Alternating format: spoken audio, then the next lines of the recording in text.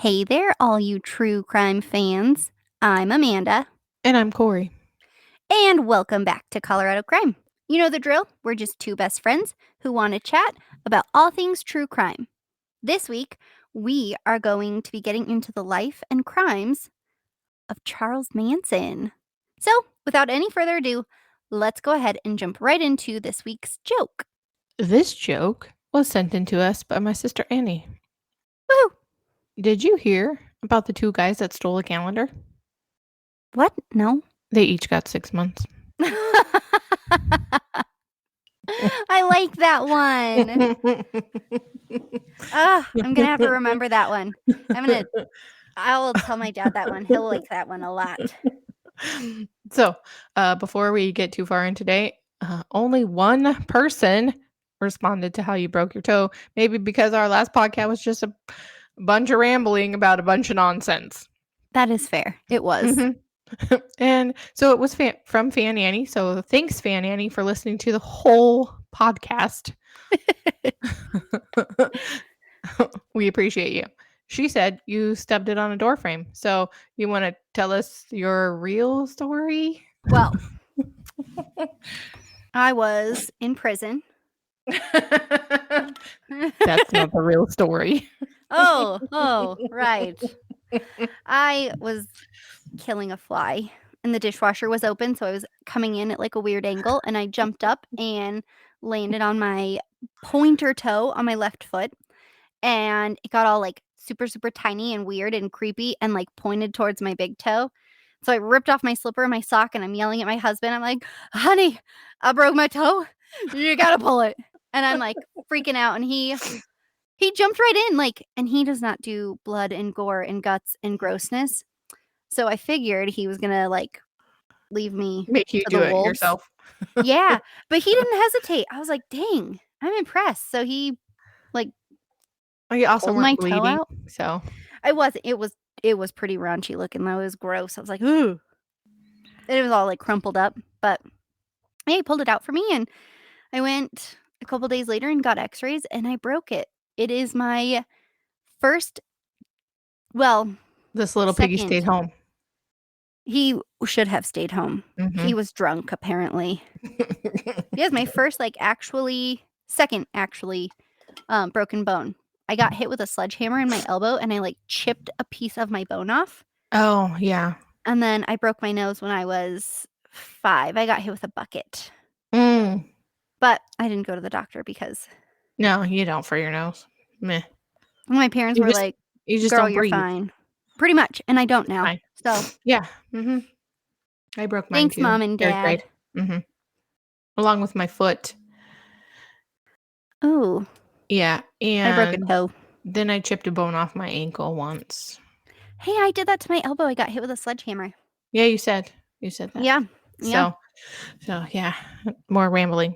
You're welcome. You're welcome. You know you wanted to be here for it. All right, friends, let's get into some true crime updates. So I only have 2 for you this week. Letitia Stauch was found guilty, which, thank fucking God, there is still justice in the world. But hopefully she rests in prison and she's not in some sort of a mental hospital, because she is the scum of the earth, and that poor little boy did not deserve that.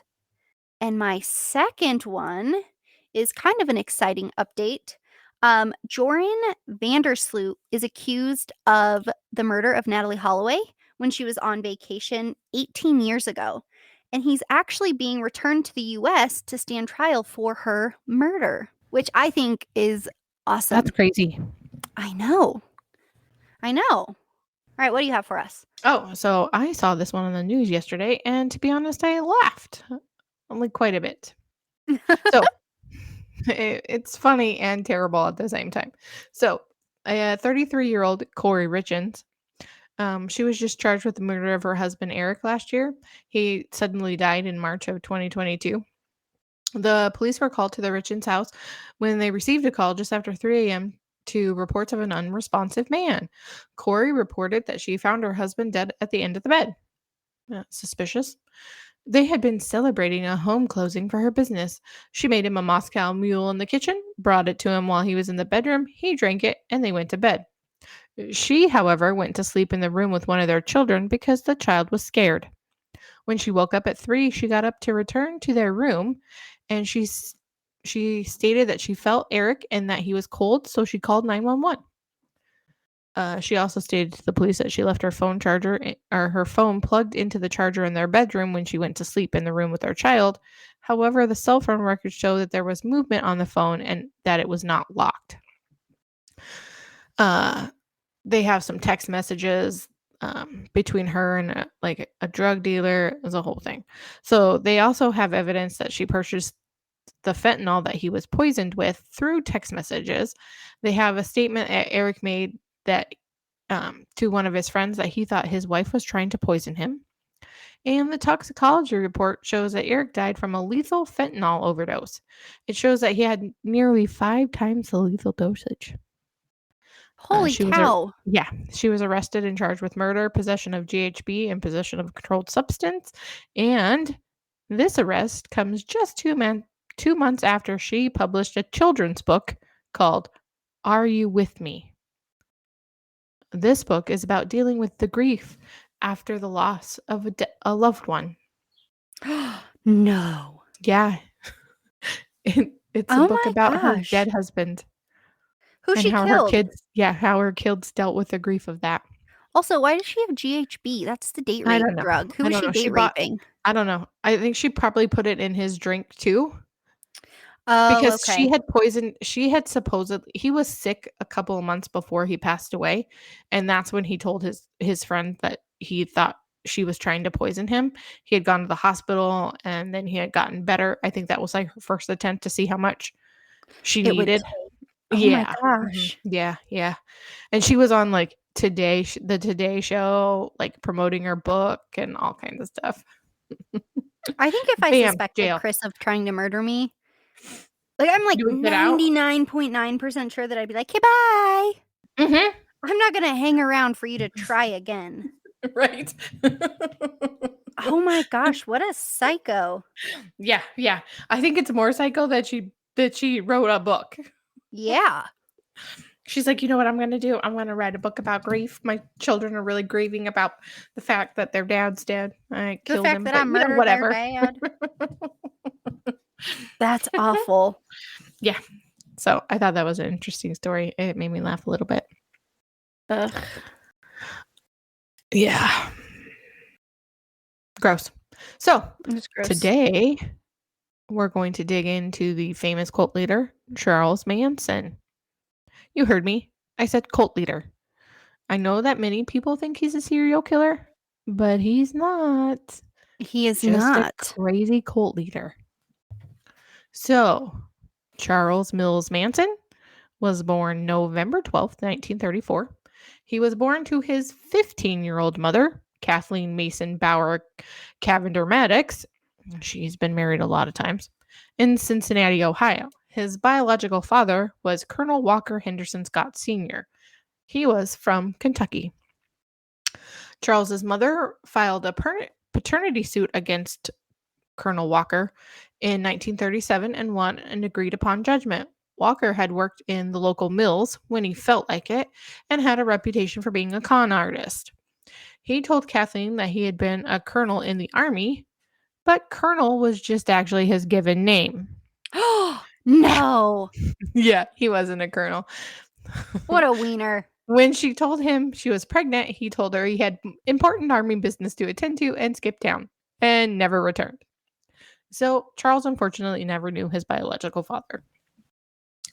In August of 1934, right before Manson was born, Kathleen married William Manson, who was a laborer at a dry cleaning business. However, Kathleen liked to drink, and she liked to drink with her brother Luther. So she would leave Charles with multiple babysitters, a lot of babysitters. William and Kathleen, in April of 1937, got a divorce after William alleged gross neglect of duty by Kathleen for always leaving Charles alone with William with babysitters. But after the divorce, Charles retained William's last name. Then, on August 1st, 1939, Kathleen and her brother Luther were arrested for assault and robbery. Kathleen was sentenced to 5 years, and Luther was sentenced to 10 years. When that happened, Charles was sent to live with his aunt and uncle in West Virginia. When his mother was paroled in 1942, Charles considered those first few weeks after she was released as the happiest time in his life. When Kathleen was released, they all moved to Charleston, West Virginia, where Charles continued to be truant from school, and his mother spent her time drinking. I mean, she was only 15 when she had him. Like, her whole childhood was being a mom, so I get it. She was arrested for grand larceny, but she was never formally charged, and they moved to Indianapolis, where Kathleen met her second husband, whose last name was Lewis.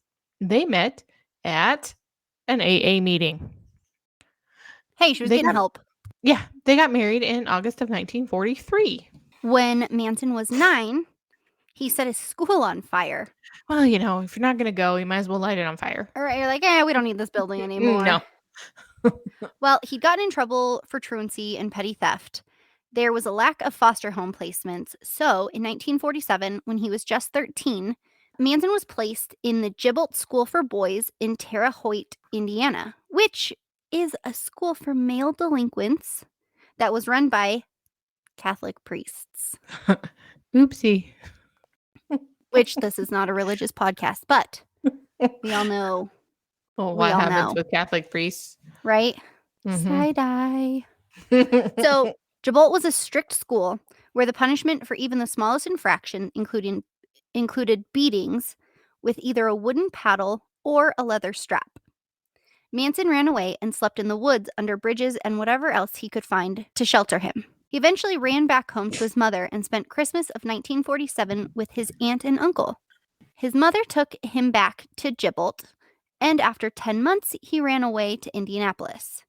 In 1948, he robbed a grocery store, and this was his first known crime. The robbery, at first, was just so he could get something to eat. But then he found a cigar box with a little over $100 in it, which was a lot of money back then. Yeah, it was. Holy moly. I mean, he rented a room. Right. Well, he took the money and he rented a room in Indianapolis's Skid Row and bought some food. For a short time, Manson worked for Western Union and attempted to live a crime-free lifestyle.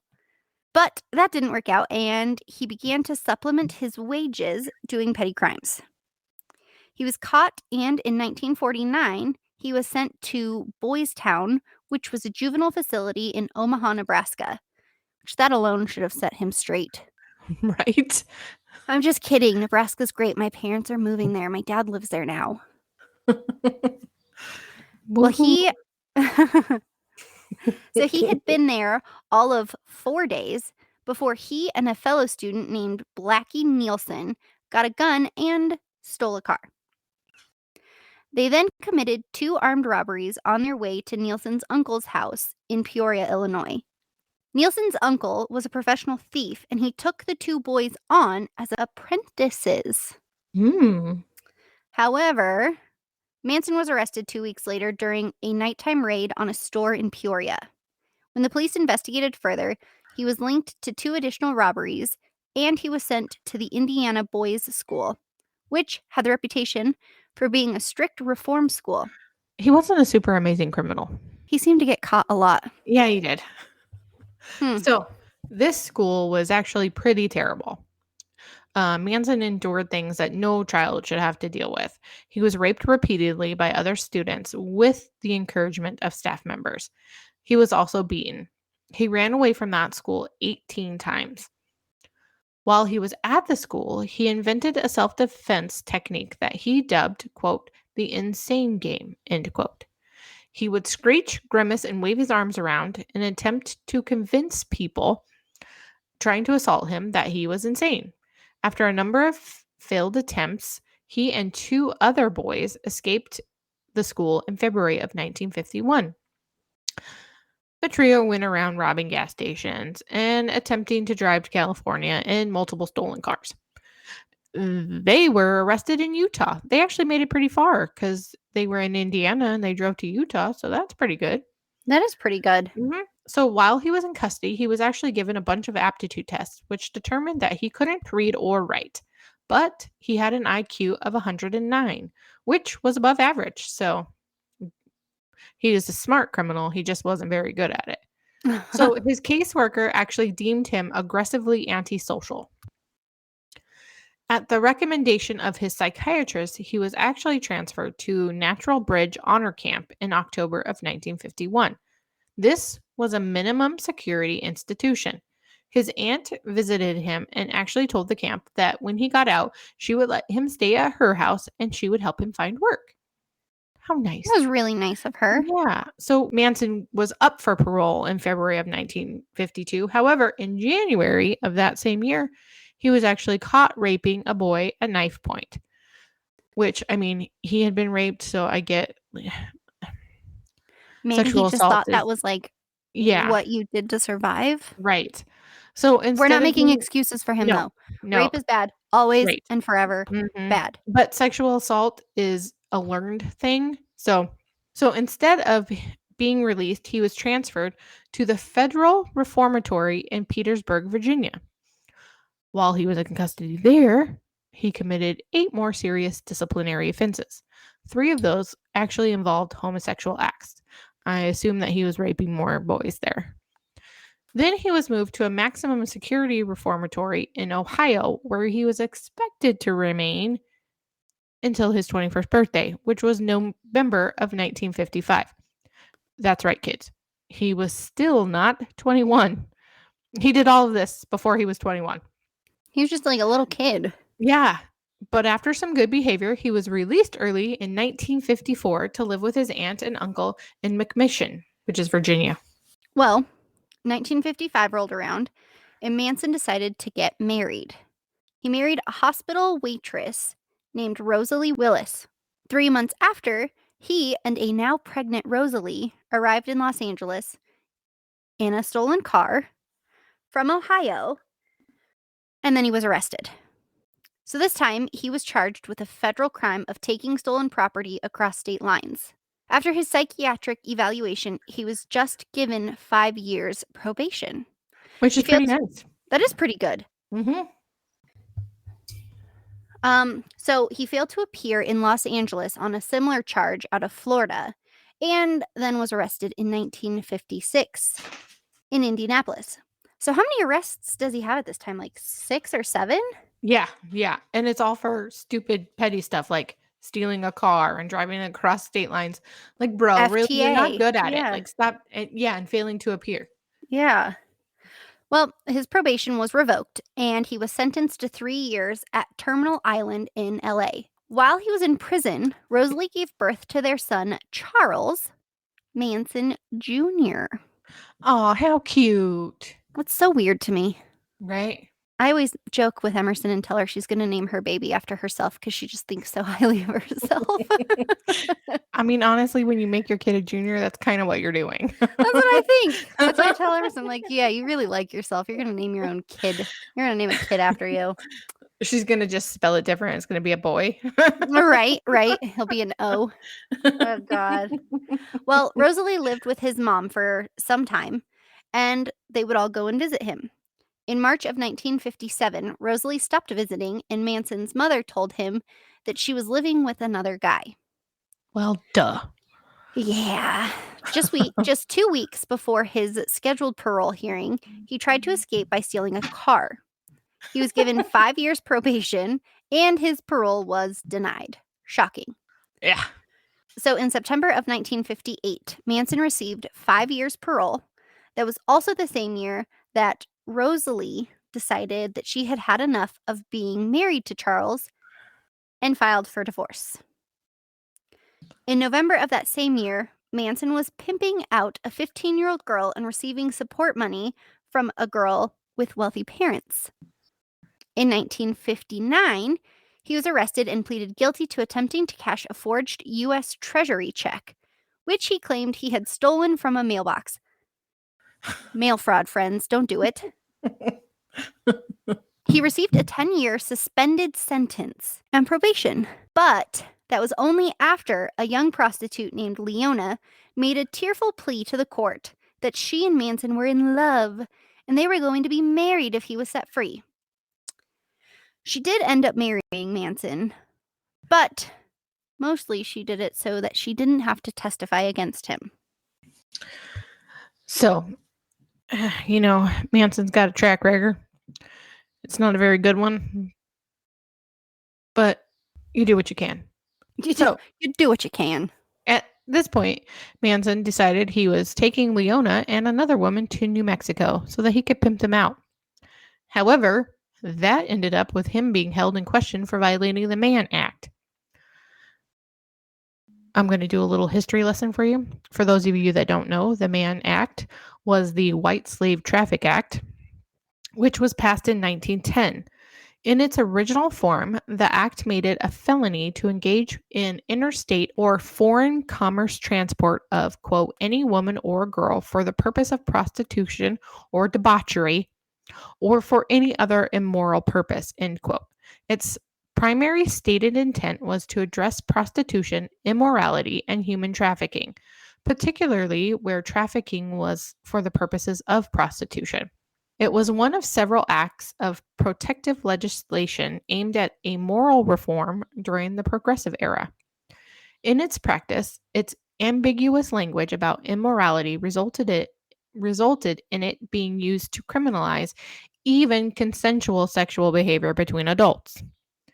It was amended in 1978 and again in 1986 to limit its application to transport for the purpose of prostitution or other illegal sexual acts. The Mann Act was inspired by a widespread, quote, white slavery hysteria. Really? Because we were afraid of that?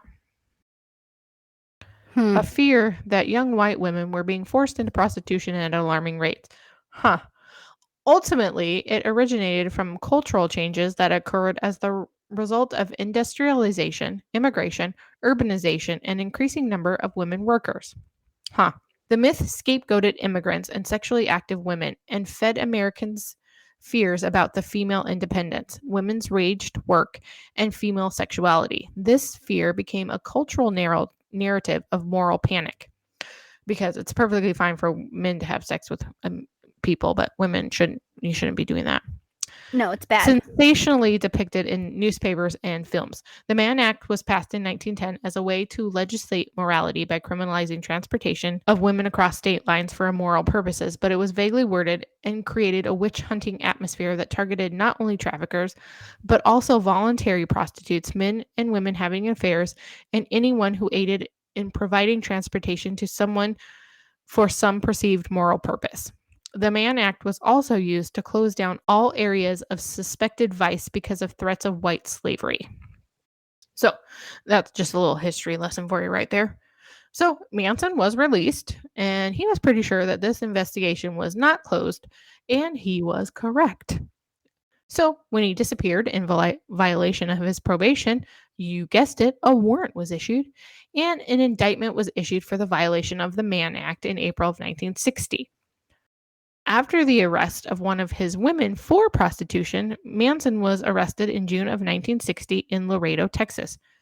Because he had violated his probation in the check cashing incident, he was ordered to serve his 10-year sentence. They actually dropped the Mann Act. We had a whole law about white slavery hysteria, but it was okay for other slavery. Double standards. Uh-huh. Well, Manson spent a whole year trying to appeal the revocation of his probation. He was not successful, and in July of 1961, he was transferred from the LA County Jail to the United States Penitentiary at McNeil Island, Washington.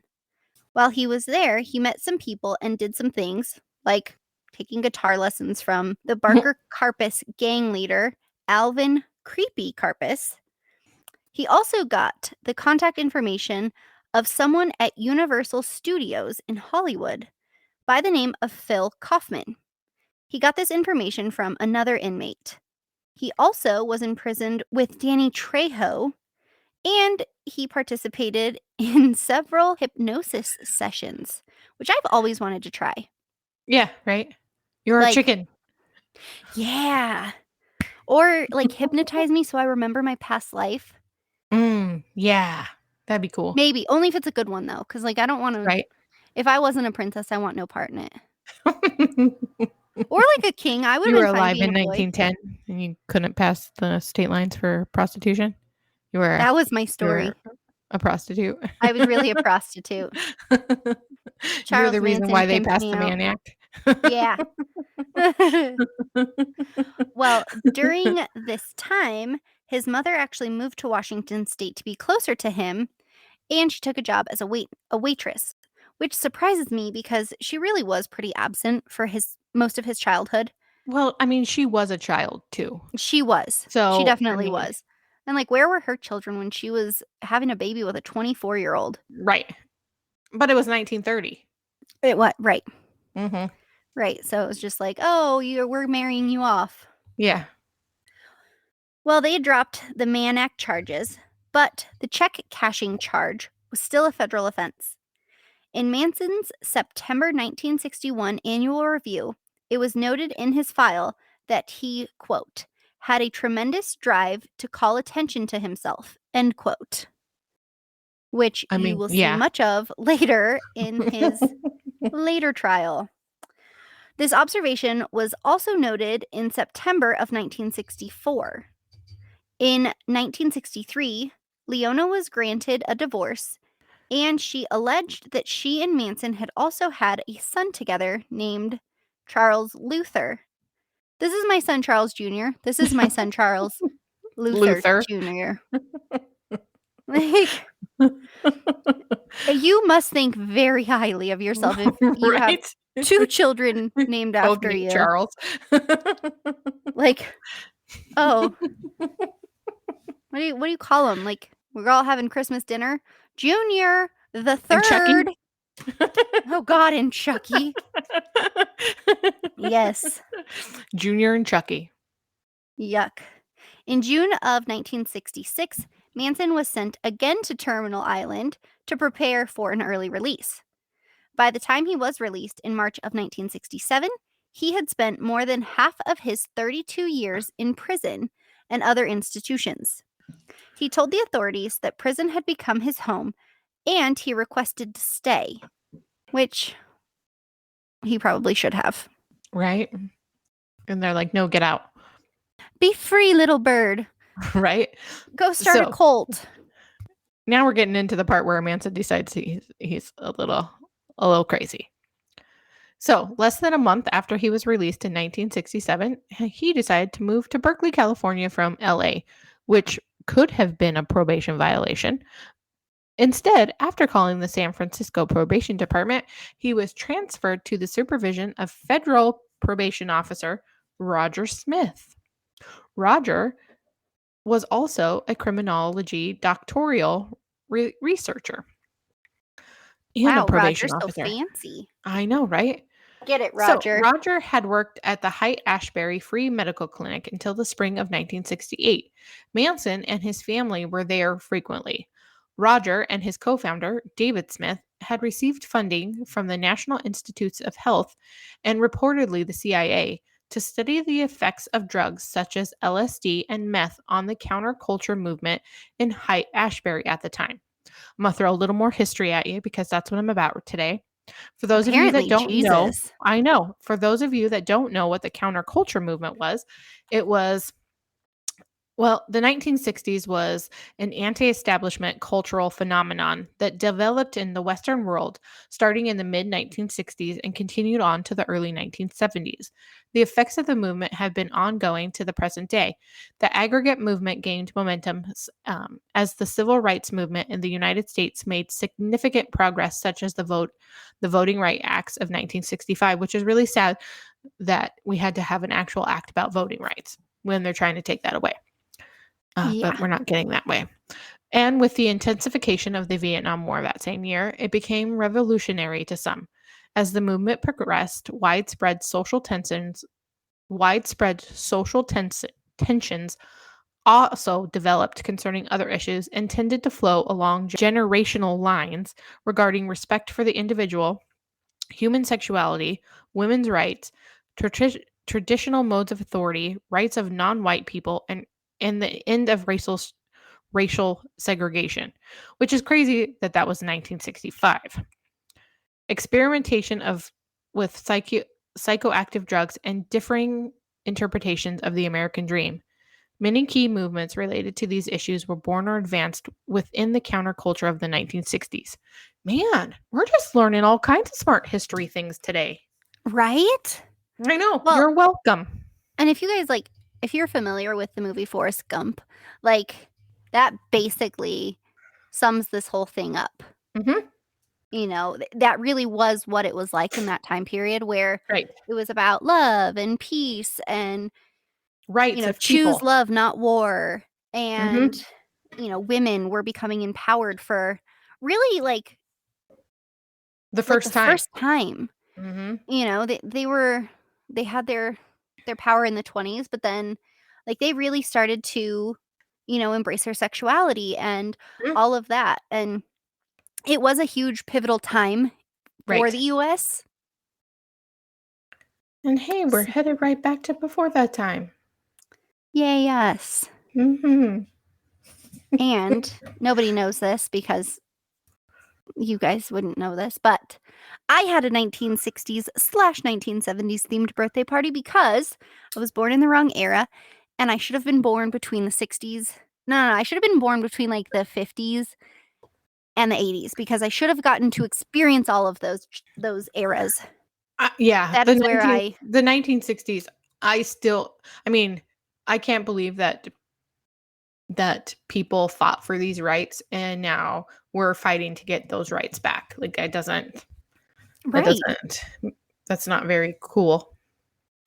No, it's So lame. sorry about that, but No. that's where I stand on that. Let us get off our soapbox. Yep. Go back to Roger. So, at Roger and David's clinic, the patients became subjects for their research. Of This course they did. included Manson and his ever expanding group of mostly female followers. Manson got permission from Roger to move from Berkeley to the Haight-Ashbury district in San Francisco.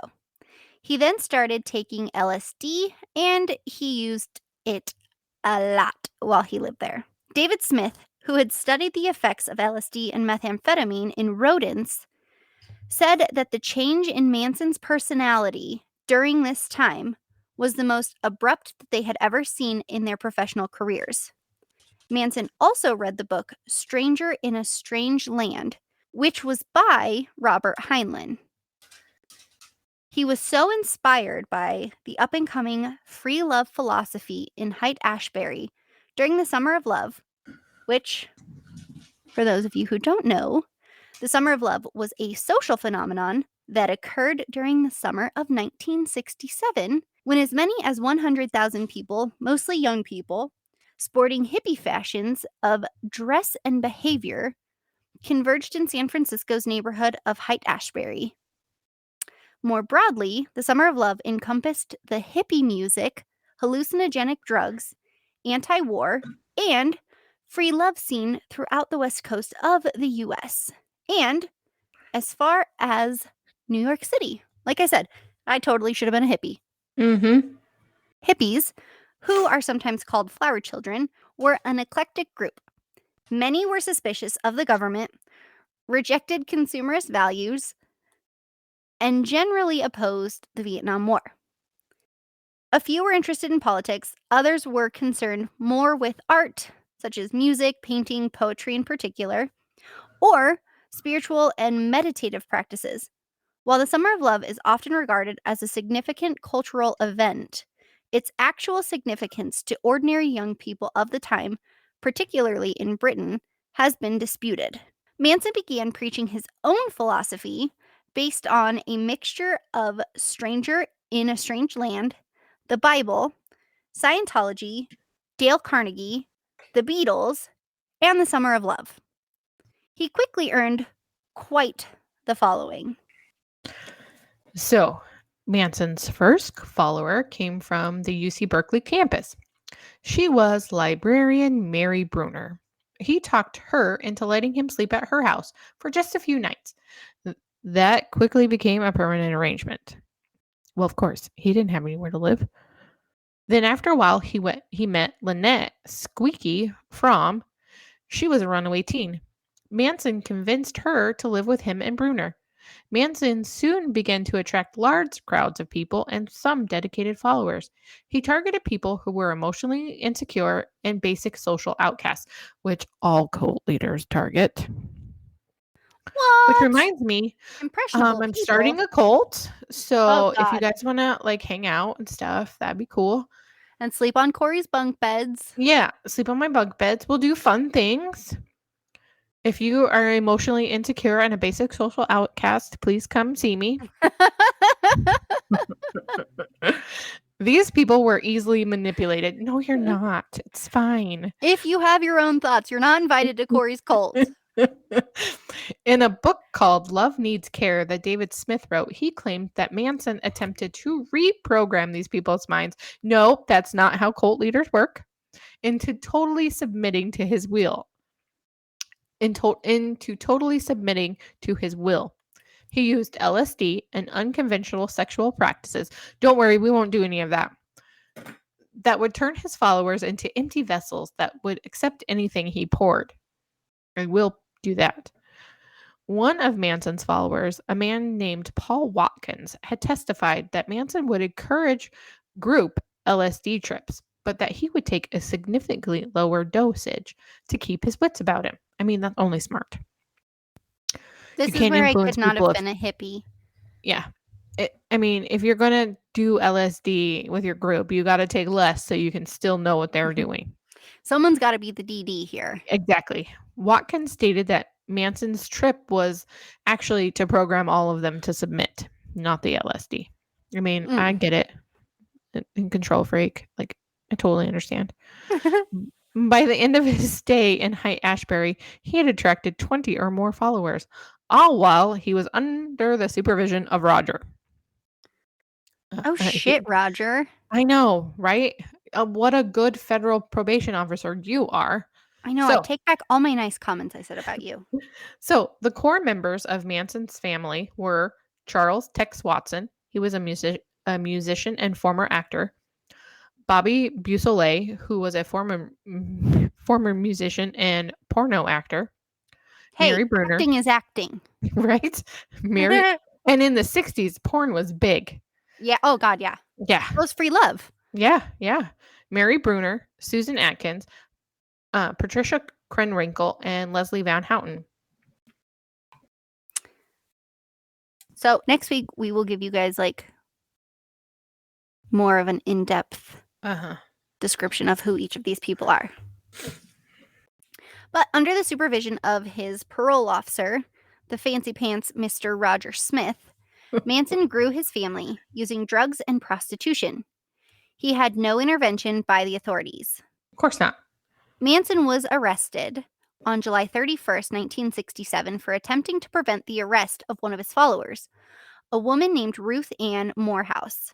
Instead of Manson being sent back to prison for violating his probation, the charge was reduced to a misdemeanor and he was given 3 more years of probation. Dude, the man was on probation for eternity. Right. He never got off of it. No. And he avoided prosecution again in July of 1968 when he and the family were arrested while moving from San Francisco to LA with the permission of Roger Smith. His bus had crashed into a ditch, and Manson, Bruner, their newborn baby, probably named Charles, and others were found sleeping naked. He was arrested later on in the year on a drug charge and released a few days later. Probably on probation. Probably on probation. You're right. Back to his 3 children named Charles. Right? Well, the Manson family developed into a doomsday cult when Manson became fixated on the idea of an imminent apocalyptic race war between America's black population and the larger white population. As a white supremacist, Manson had told some of the family that the black people in America would rise up and kill all of the white people, except for Manson and his family, because they were not intelligent enough on their own, and that they would need a white man to lead them, and they would serve Manson as their master.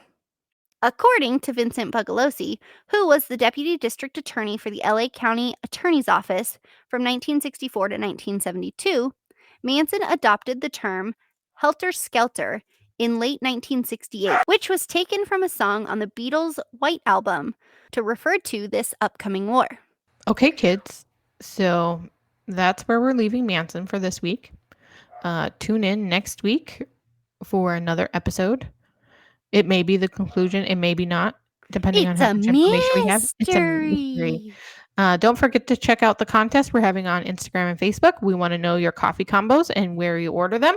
You will win a gift card.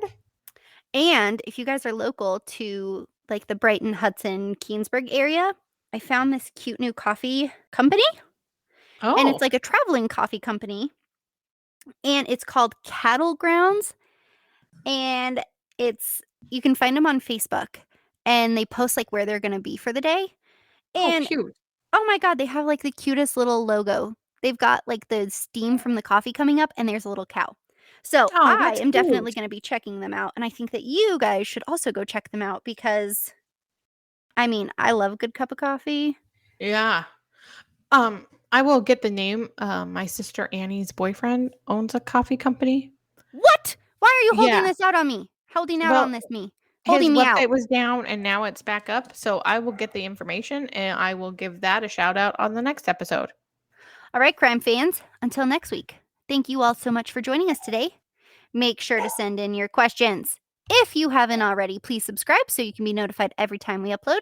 If you enjoy listening to us every week, please leave us a review on Apple Podcasts or wherever you listen to your podcasts. Again, we love doing listener shoutouts, so make sure to leave a comment or a review for us. New episodes are released every Friday at 10:30 a.m. Mountain Standard Time. Please follow us on Instagram at Colorado Crime or on Facebook at Colorado Crime Podcast or on YouTube at Colorado Crime for information on next week's episode as well as other true crime happenings. We hope that you have a beautiful day wherever you are, and as always, stay safe. Until next time, podcastians, have the weekend you deserve.